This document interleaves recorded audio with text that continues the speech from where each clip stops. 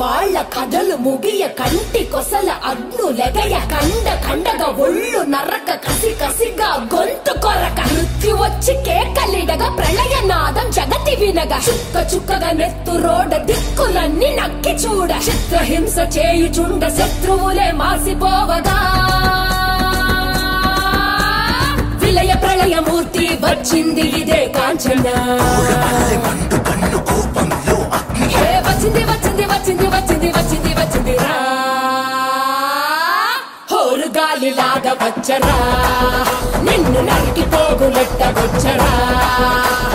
ఆడామగా కలిసి వచ్చరా నిన్ను మింగి వేయ కాలి వచ్చరా